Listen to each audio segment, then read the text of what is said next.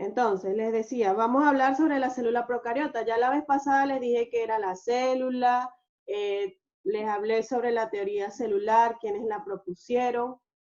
Hoy vamos a hablar de las bacterias y células procariotas, que son las menos evolucionadas.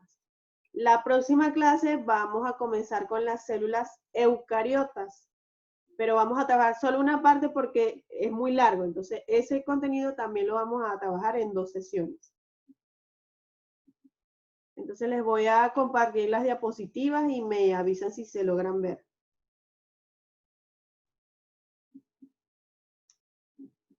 ¿Logran ver las diapositivas?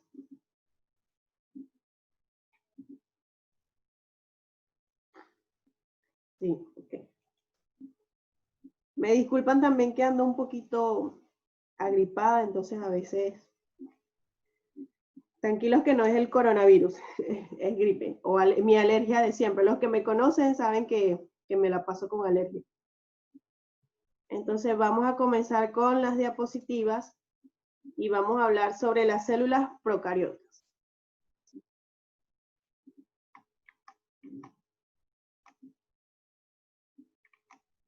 Entonces, quedamos en que las células procariotas son las menos evolucionadas. Estas tienen un núcleo primitivo. ¿Por qué un núcleo primitivo? Porque el ADN no se encuentra encerrado, el ADN se encuentra disperso. Se encuentra disperso en una parte o una zona que se llama nucleoide. Ese nucleoide va a estar disperso por todo el citoplasma de la célula. No va a tener una membrana nuclear como en el caso de las células eucariotas. Como no tiene esa membrana nuclear, vamos a decir entonces que no se encuentra separado. Su ADN no se encuentra separado del resto de la célula.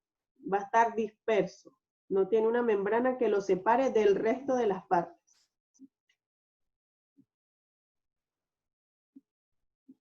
Vamos ahora a señalar cuáles son las partes de esa célula procariota. La mayoría igualmente la vamos a conseguir en la célula eucariota. La mayor diferencia va a estar en su ADN. Su ADN que no se encuentra encerrado en un núcleo. Entonces, en primer lugar tenemos el pili o flagelos. El pili o flagelos, que son estos que tenemos por acá los llaman pelos, son como todos estos pelitos que encontramos por fuera de esa célula, y el flagelo va a ser como una especie de cola que tiene, pero esa cola lo que le produce es energía para que se pueda desplazar esa célula. Ese pili o ese flagelo va a estar compuesto por polisacáridos y se encarga del movimiento y la conjugación sexual, es decir, la reproducción de esas células se puede dar mediante el pili o mediante el flagelo. Tiene una membrana celular y también tiene una pared celular. La membrana celular, que la tenemos por acá, es una bicapa de 40% de lípidos y 60% de proteína, es decir, tiene más proteína que lípidos. ¿Por qué una bicapa de lípidos? Porque los fosfolípidos, que son los que los componen, van a tener una cabeza que es hidrofílica, es decir, va hacia el medio extracelular, y una hidrofóbica que va hacia el centro de la célula, hacia el medio intracelular. Y a raíz o a partir de esa membrana van a entrar y salir sustancias necesarias para la célula. Es una doble capa de fosfolípido, por eso se llama bicapa. Pero la mayor composición de esa membrana celular va a ser proteína. No sé si recuerdan la clase pasada que en las bacterias que eran proteínicas, algo así decía, aparecía una amiba. La amiba, que es una bacteria. Entonces su membrana celular mayormente va a tener es proteínas, más proteínas que lípidos. Su pared celular está formada por polisacáridos y se encargan de la entrada y salida de sustancias. Tanto la pared celular como la membrana se van a encargar de la entrada y salida de sustancias. Tenemos también los mesosomas. Los mesosomas son pequeñas invaginaciones o depresiones, digamos que se forman como huecos en la membrana celular. Ellas van a estar formadas por proteínas y carbohidratos. ¿Y de qué se van a encargar? de la replicación del ADN. Allí es donde va a ocurrir esa replicación del ADN. Tenemos el nucleoide. Recordemos, no hablamos de núcleo, sino de nucleoide. Allí, o ese nucleoide está compuesto por ADN y cromatina. ¿De qué se encarga? De almacenar la información genética. Los ribosomas están formados por ARN y proteínas, es decir, ARN asociado a proteínas. Por acá tenemos muchos, aquí me representa uno, pero en realidad nos vamos a encontrar con muchos ribosomas dispersos por todo el citoplasma. Su función es la síntesis de proteínas. Y tenemos al citoplasma, que es todo este líquido intracelular, que está compuesto por proteínas solubles, enzimas, nutrientes y sales inorgánicas. Aquí en el citoplasma es donde van a ocurrir todas las reacciones metabólicas de oxidorreducción. Todas las reacciones metabólicas que ocurran en la célula procariota, en la bacteria, van a ocurrir en el citoplasma. Entonces, les voy a preguntar, ¿cuál es el que se encarga del movimiento de la célula? Ya los dije, ¿cuál se encarga del movimiento de la célula? ¿Cuál es el que se encarga del movimiento de la célula? El flagelo, muy bien, el flagelo. ¿Y de la reproducción? El pili, muy bien. Ajá, ¿dónde ocurre la síntesis de proteína? Síntesis de proteína en los ribosomas, muy bien. Ok, continuamos.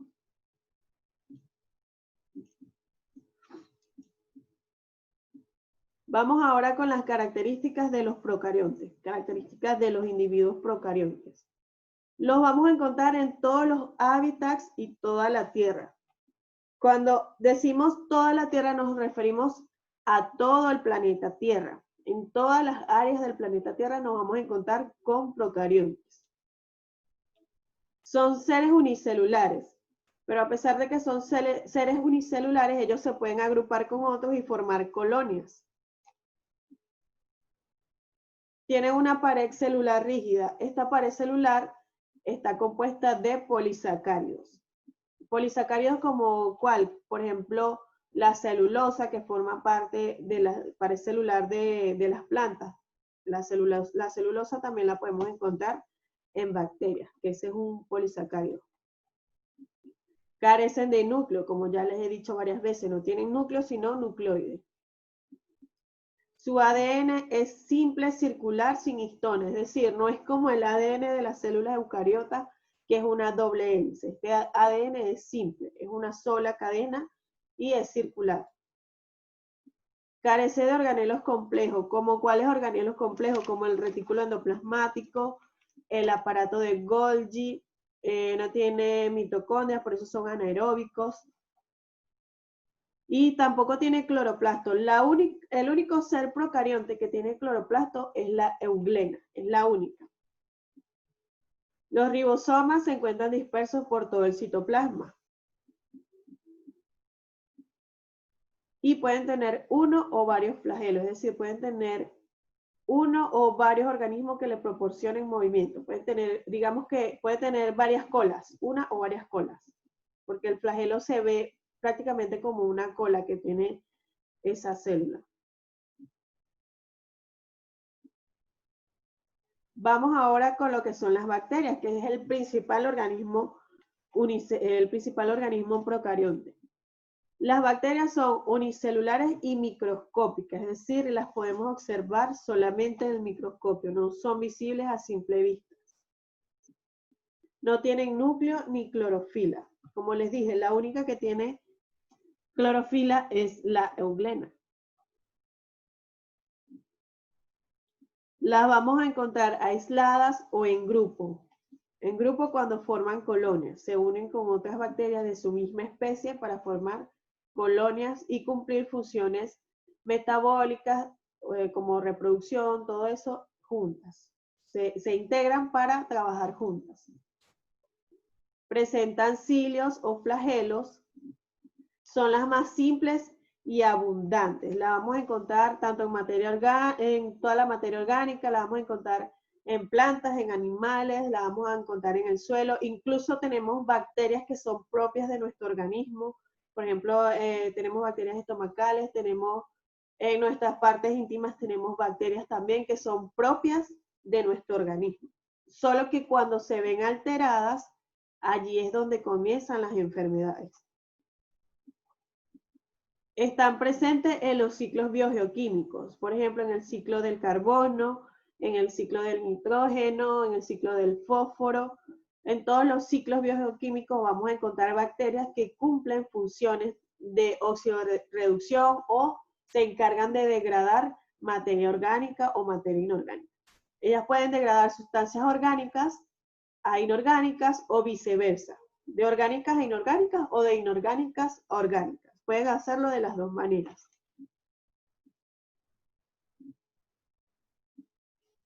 Ahora, ¿de qué manera se alimentan estas bacterias? Tenemos varios tipos de alimentación. En primer lugar, tenemos las quimioheterótrofas.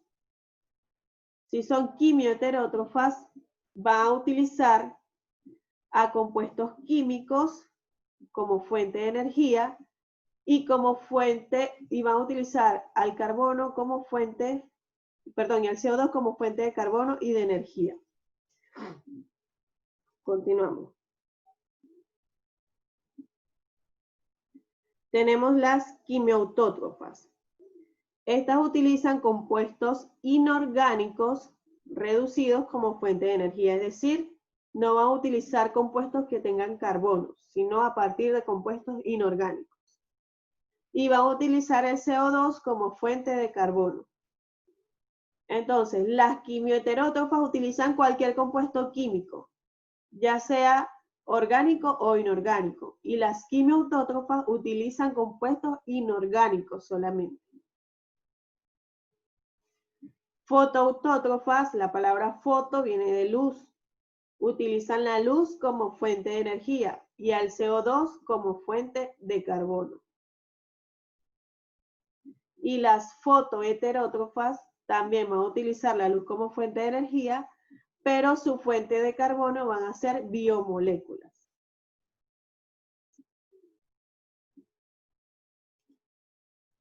Vamos con la clasificación. Tenemos la clasificación de acuerdo a varios criterios. El primer criterio es según su forma.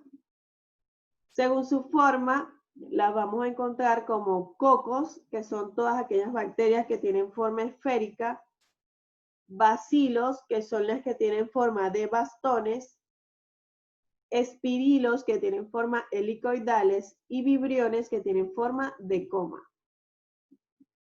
Por ejemplo, aquí tenemos los cocos, son todos los que tienen forma circular o forma esférica. Pero de acuerdo a cómo se agrupen, pueden tener varios nombres. Por ejemplo, aquí tenemos varios cocos unidos formando una cadena helicoidal a la cual se le llama streptococos. Por ejemplo, hay también los bacilococos, que son los que tienen una forma así lineal, pero son puras esferas unidas. Se unen varias esferas y toman una forma de bacilo, por eso se les llama bacilococos. Entonces, cuando tienen forma esférica, se les llama cocos, pero su nombre va a variar de acuerdo a la forma que tenga cuando se unen varios cocos. Los bacilos, les dije que tienen forma de bastón, como estos que están acá. Son alargados. Los espirilos, estos que están acá, tienen forma helicoidal o forma de espiral.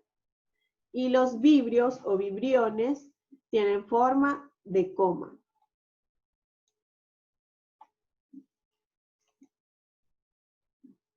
Vamos con otro criterio de clasificación que es según su pared celular. Según la pared celular, tenemos a las bacterias gram positivas y gram negativas. ¿Por qué gram positivas y gram negativas? Existe un químico, una sustancia de tinción que se llama tintura de Gram. Entonces, si esa bacteria, al colocarle esa tintura de Gram, da una coloración azul o púrpura, va a ser Gram positiva. Pero si no se tiñe, va a ser Gram negativa. Por ejemplo, aquí tenemos estas púrpuras, serían Gram positivas, y estas de acá serían Gram negativas porque no se tiñen ni azul ni púrpura. Entonces, lo que va a determinar si son Gram positivas o Gram negativas es que su pared celular se tiña de púrpura o de azul. Si no lo hace, va a ser Gram negativa. Para ello se necesita ese líquido, la tinción de Gram.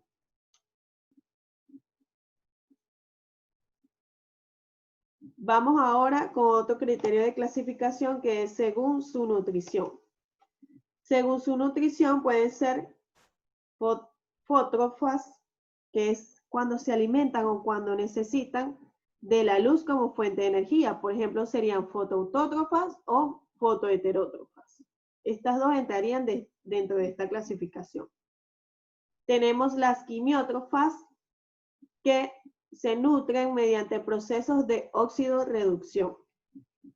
Es decir, mediante el paso de sustancias orgánicas a inorgánicas o de inorgánicas a orgánicas. Litótrofas es cuando se alimentan o se nutren de un sustrato mineral. Organótrofas cuando se alimentan o se nutren de un sustrato orgánico. Y quimiorganótrofas cuando se nutren de materia orgánica patógena, es decir, materia orgánica descompuesta. Si, por ejemplo, cuando un animal muere, ¿qué tipo de bacterias se va a nutrir de ese cadáver? Según la nutrición. ¿Cuál tipo de bacteria actuaría allí?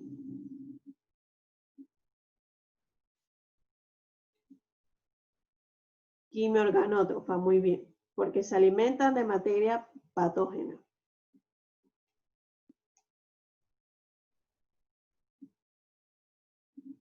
Vamos ahora con la reproducción de las bacterias. Las bacterias se reproducen asexualmente o sexualmente. A la reproducción sexual también se le llama parasexual. La reproducción asexual se realiza por bipartición. A esta bipartición también se le conoce como fisión binaria. Se le conoce como fisión binaria. ¿Qué va a ocurrir en la bipartición? Una bacteria se va a transformar en dos organismos idénticos. Es como cuando es un proceso de mitosis típico. De una célula madre voy a obtener dos células hijas. Por ejemplo, aquí tenemos una bacteria, su ADN se comienza a duplicar y luego se separa o se divide su membrana celular y su pared celular para obtener dos bacterias, dos organismos idénticos. Dígame, Kevin. Por aquí Kevin creo que quiere hacer una pregunta.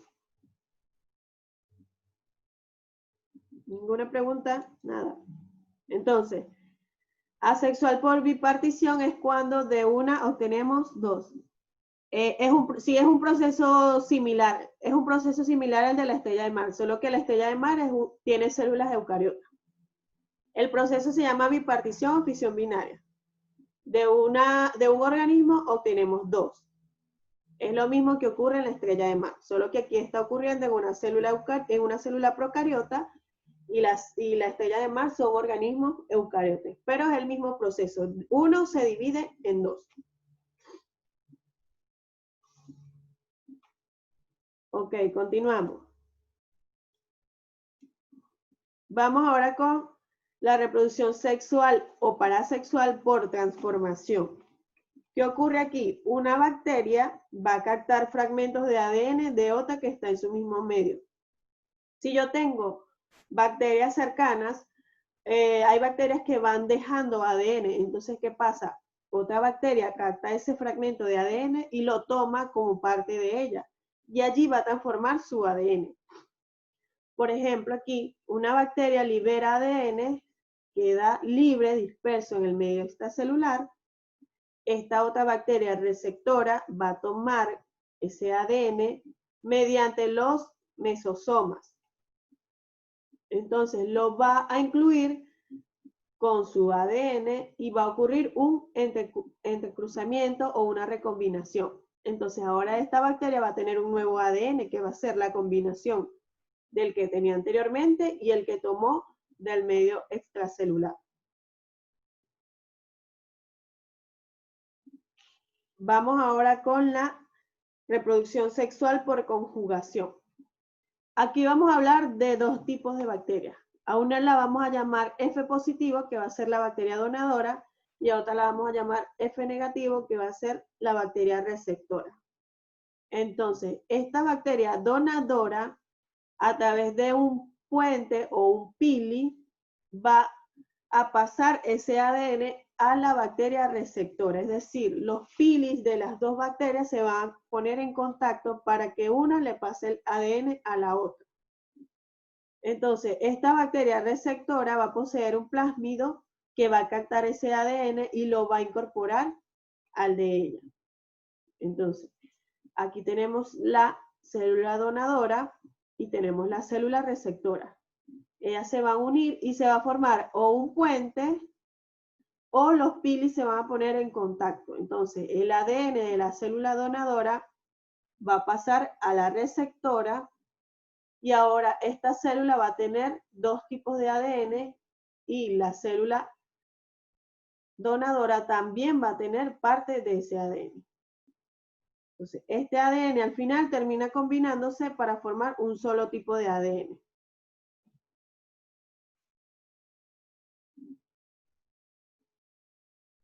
La otra reproducción sexual es por transducción. Aquí la transferencia del ADN se va a hacer mediante un virus bacteriófago, es decir, se necesita de un virus que participe en este proceso. ¿Cómo va a ocurrir? El virus, en este caso lo vamos a llamar fago, se va a incorporar a la membrana celular de esta bacteria. Va a cumplir un ciclo lítico. Recordemos lo que era el ciclo lítico. El primero va a penetrar la membrana para poder tomar ese ADN. Entonces se va a combinar con el ADN de la bacteria, va a cumplir todo su ciclo lítico, ocurre el ensamblaje, toma el ADN, lo combina, ocurre la lisis de la célula, es decir, la célula se rompe, se liberan los fagos, se liberan los vibriones y ellos se van a incorporar a otra bacteria y a esa bacteria le van a incorporar ese nuevo ADN. Entonces, para la transducción es necesario la presencia de un virus, de un bacteriófago. Si no hay un virus, no se puede producir este tipo de reproducción sexual.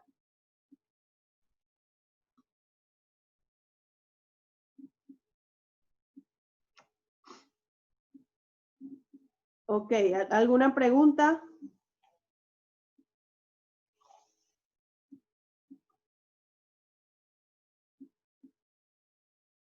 ¿Alguna pregunta?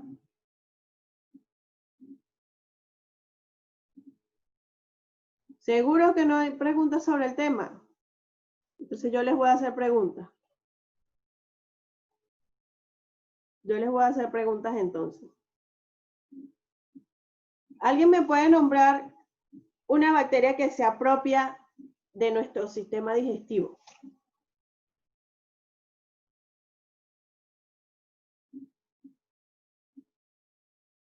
Una bacteria que sea propia de nuestro sistema digestivo.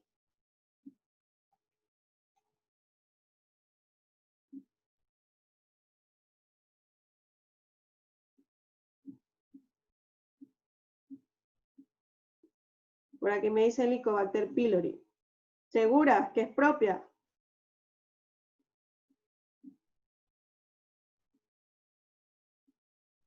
La E. coli. La E. coli es propia de nuestro sistema digestivo. Solo que cuando se ve alterada, se produce gran cantidad de esta bacteria y es donde comienza a causar daños en nuestro sistema. Por aquí me hicieron una pregunta. ¿Puede repetir sexual de transformación? No. Me imagino que es que quieres que te explique de nuevo la transformación.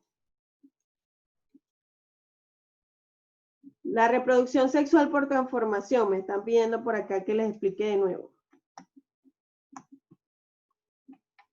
Ya se las voy a explicar.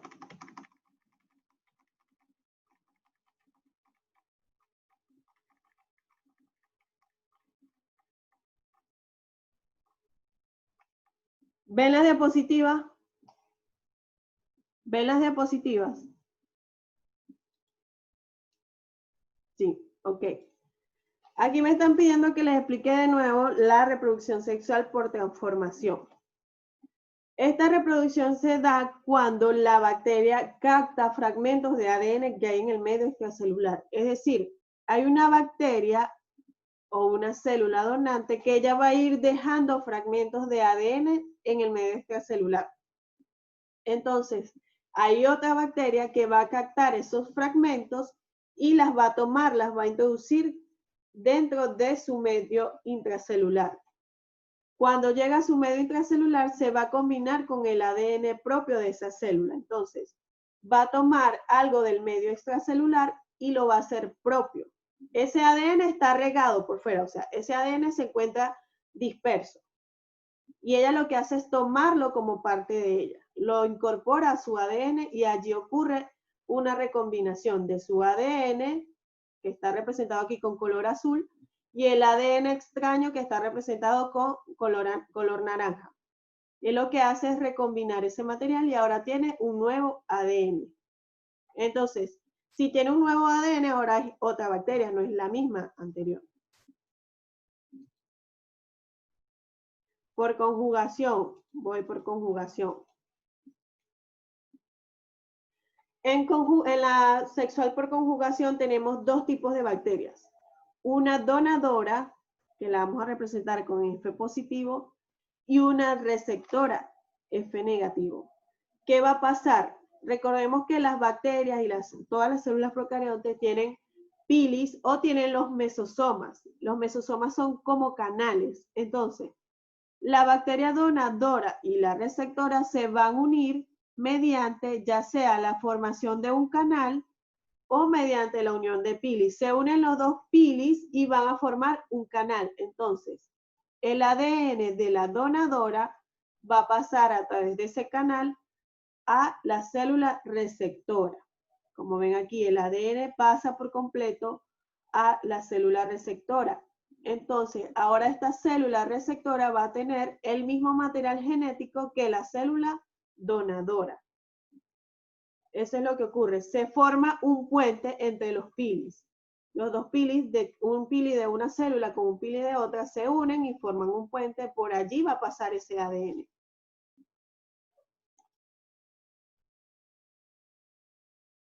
¿Cuál más? Les repito la última, por traducción. Por traducción vamos a necesitar sí o sí un virus. Si no hay un virus, no ocurre la transducción. Entonces, ese virus entra a la célula bacteriana, incorpora su ADN, cumple su ciclo lítico. Recordemos que en el ciclo lítico se combinan los dos ADN, el del virus y el de la célula hospedera.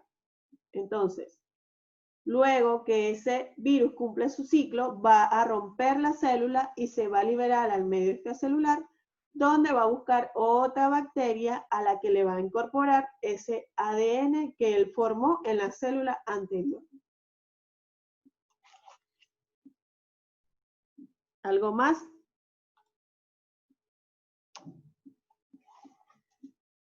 Ok, vamos a hablar de qué les voy a dejar de tarea. De tarea les voy a dejar la aplicación práctica. Hoy cuando les suba el video de esta clase, les voy a dejar la aplicación práctica. Les voy a dejar la aplicación práctica.